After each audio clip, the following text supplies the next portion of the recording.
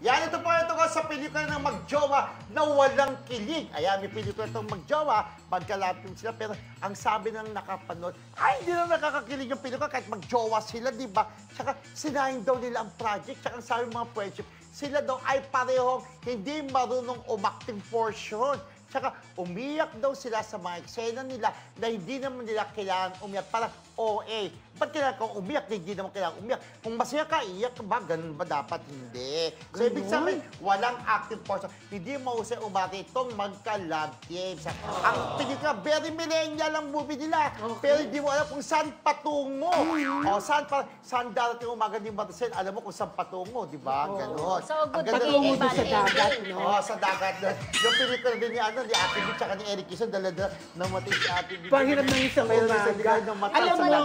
Alam mo, yan ang gusto kong pelikula ni Ate. Hindi, ito Panghiram tayo. ng isang umaga. Oo, pero Ano lang tayo naman? sa- Oo, kwento lang naman. Sa blind item. Oh, ayan. So, lifetime classmates. Ito po, magka-love team sila. Nasabi daw, walang kilig ang kanilang Walang pelikula. chemistry? Oo, parang walang chemistry. Parang sinubukan. Pero in fairness, marami silang fans, ha? In fairness, marami silang tagahanga.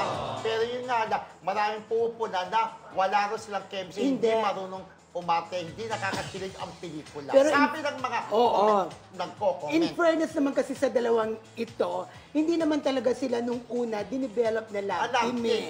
Kumbaga, naging magjowa lang Yes. sila. Kaya pwede parang sa tingin ng iba, ay, mga walang click. Pero ako sa totoo lang, may click-click ako sa kanila. Parang kilig-kilig ako pag nakikita ko sila. Oo, pag magkasama. O pagka magkasama, bagay na bagay. Ang gwapo ng lalaki, ang ganda ng babae, di ba? Lalo nung ano siya, nakapula-pula siya, di ba?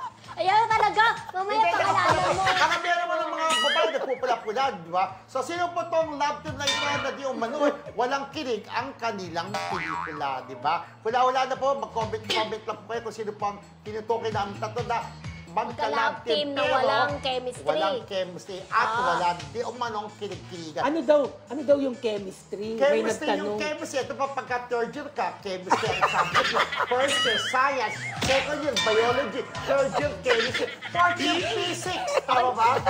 Physics, di ba? Alam mo, nag-high school na, nag-high school. Fairness, alam na alam mo. Science, biology, chemistry.